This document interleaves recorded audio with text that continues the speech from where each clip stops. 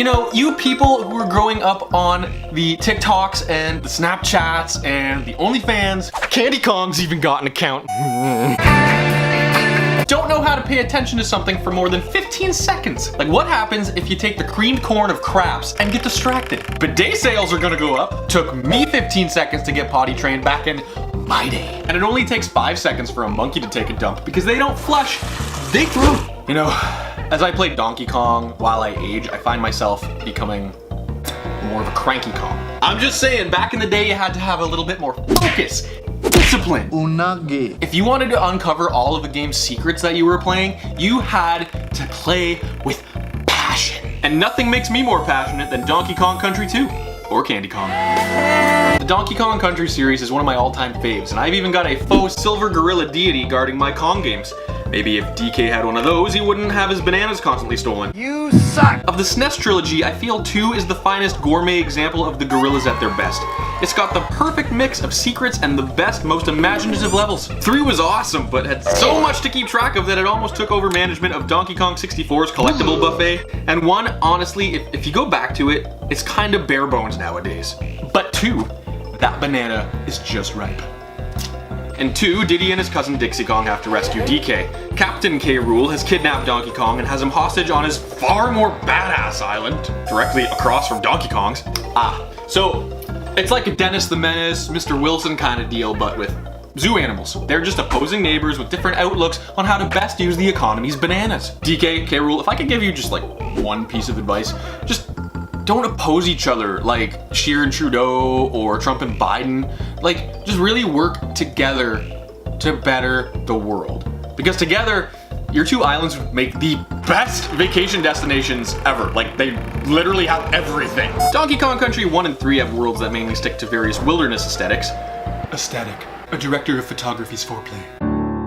But 2, they've got pirate ships, volcanoes, and a carnival with worse lawsuits than Action Park. And the levels within these worlds. 2 has roller coasters, because there's a ghost chasing you. Davy Jones' locker and really delicious yet deadly honey hives. Does more happen than we think it does when Winnie the Pooh gets his head stuck in a honey tree? Oh, and you can't tell me that the swamp levels don't want to make you belt Phil Collins in the air tonight.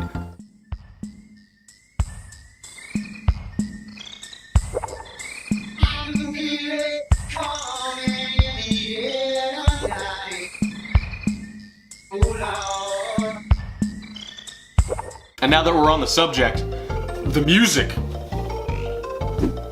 David Wise, man, his last name is Wise for a reason. My last name is Sage, but when I was in university, I had a class where I didn't really vocally participate that much at all during the entire course of the semester. And so near the end, the teacher called on me and asked me my opinion on something, and I was like, I'm good. Didn't have anything to say, and she was just like, you know, your last name is Sage, which is supposed to be a wise man, but you're kind of more like the shrub.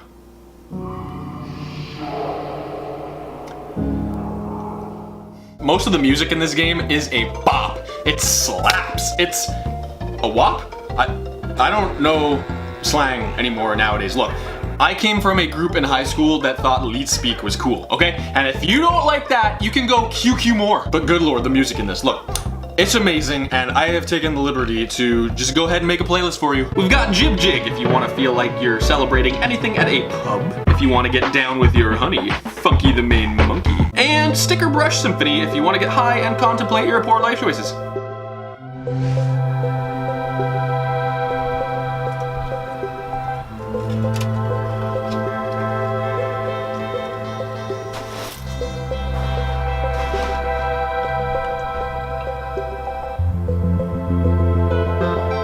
And I'll tell you a little secret. In Donkey Kong Country 2, you can collect crumb coins in each level by finding hidden bonus barrels.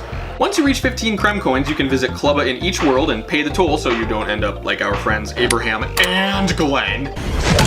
And then unlock a stage in the Lost World. These stages are the toughest in the entire game, but if you pass them all, you can face K. Rool to unlock the game's true ending. If I ever end up messing up really bad in life, I'm just gonna say it's not my true ending. I'm working to get the best possible outcome for myself, for Rogie Kong. I don't need to hear their shit. I got my own stuff to work on. From now on, I'm only hanging out with people who can't speak a discernible language, so that's basically animals. You'll also discover a wide range of animal friends that can help you within the game. There's quite the selection too. We got Rambi the rhino, Ungard the swordfish, and Squawks the parrot. They're all back to help. Oh, Freya, you're on the camera. Look. Do you see? Yeah, you're my animal buddy. Yeah. What's your special power? It's taking giant dumps. But then there's also Squidder the spider, who can use its webs offensively or to create platforms to reach hidden areas. That Squidder ain't no quitter. Ew. As well, there's a snake that would make Tigger envious as he contemplates how to get poo out of that sticky situation. Then there's a seal that can make water ice cold whenever you want, eliminating any need for your employer to consider buying a water cooler, as well as a fish that acts like a flashlight. These guys are kind of like the D-list celebrities of the Kong Kingdom. Like, they'll take pretty much anything they can get. Actually, I'm pretty sure I just saw them on Dancing with the Kongs. So before I end up making like the king of all stupid Kong jokes, I highly recommend this game. It's one of my top 5 games of all time, and I love it so much, you know, I would become a zoologist, but they probably won't let me in because I make too many stupid monkey jokes. It's even got its own game show. I love game shows. And I didn't even mention the bosses.